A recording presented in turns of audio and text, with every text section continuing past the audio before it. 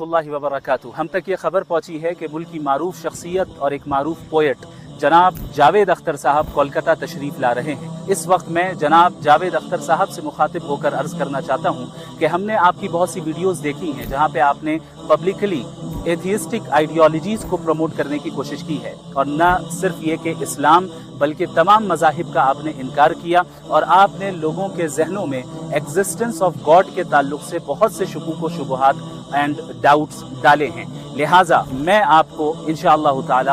Does God exist کے topic پر open invitation دیتا ہوں ایک پبلک ڈیبیٹ کی، جہاں پہ انشاءاللہ تعالی سیف اینڈ سیکیور ماحول میں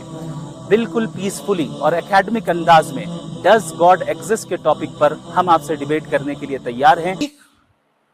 اس کی بنا مرضی کے پتہ نہیں ہلتا، وہ ٹوٹل کنٹرول میں ہے۔ یہ جو آپ آسمان دیکھ رہے ہیں نا، یہ گراؤنڈ فلور ہے، اس کے اوپر 7 فلورز اور ہیں۔ 7 فلور پہ جو پینٹ ہاؤس ہے اس میں گاڈ رہتا ہے، اور وہ ہر چیز آپ کی اور میری دیکھ رہا ہے۔ جو بھی ہم نے کیا اسے پتہ ہے، اور وہ سب نوٹ کر رہا ہے اکارڈنگ ٹو ابراہیمک ریلیجنس۔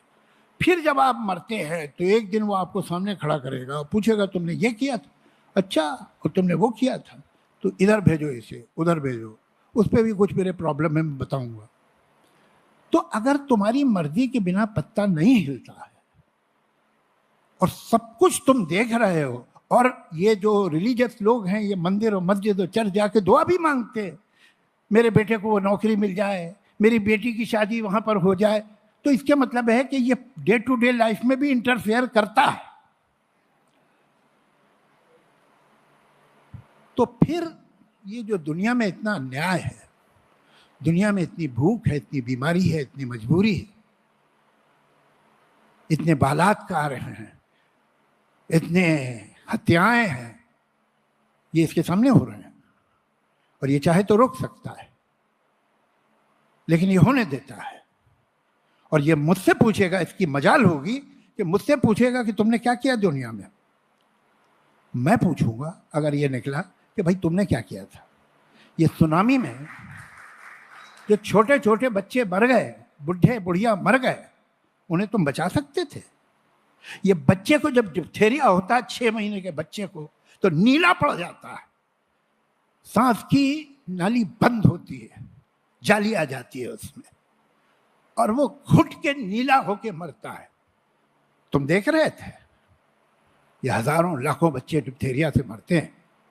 تم ان کی گلے کی جالی ہٹا نہیں سکتے تھے؟ تمہیں شرم نہیں آتی ہے؟ اگر تم ہو، میں تو فار گاڈ سیک دعا کرتا ہوں کہ گاڈ نہ ہو، ورنہ بیچارہ بہت شرمندہ ہوگا۔ ایک ہفتے کے اندر اندر مشہور شاعر جاوید اختر کو ڈیبیٹ کا چیلنج دیا کہ اس طرح کا چیلنج غالباً گزشتہ سال میری طرف سے بھی جاوید اختر کو گیا تھا، اور بات تو یہاں تک پہنچ گئی تھی کہ جاوید اختر نے اس چیلنج کو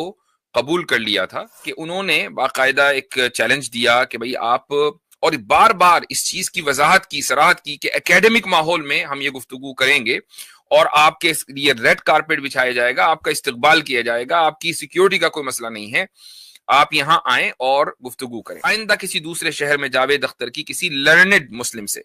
ایسا نہیں کہ کسی بھی آپ نے ٹی وی کے مولوی کو بٹھلا کے بٹھا دیا، 5000 مولوی کو، اور اس سے ڈیبیٹ کر لی اور واہ واہی لوٹ لی، نہیں، باقاعدہ کسی لرنڈ اسکالر سے اگر آپ کی گفتگو ہو جائے تو دودھ کا دودھ پانی کا پانی ہو جائے گا، حق واضح ہو جائے گا، باطل دنیا کے سامنے آ جائے گا، لوگوں کو پتہ چل جائے گا کہ اردو کی چاشنی میں 20 دسمبر 2025 کو مفتی شمائل عبداللہ ندوی صاحب اور جناب جاوید اختر صاحب کے درمیان مناظرہ ہونے جا رہا ہے۔ جناب جاوید اختر صاحب جو کہ ایک ملحد، مشہور شاعر اور عوامی شخص ہیں، جو بارہا تمام ادیان کے خلاف بات کرتے رہے ہیں اور گاڈ کے وجود پر شکوک و شبہات پیدا کرتے رہے ہیں۔ اس موقع پر تمام لوگوں کو دعاؤں کا اہتمام کرنا چاہیے تاکہ رب ذوالجلال اس مناظرے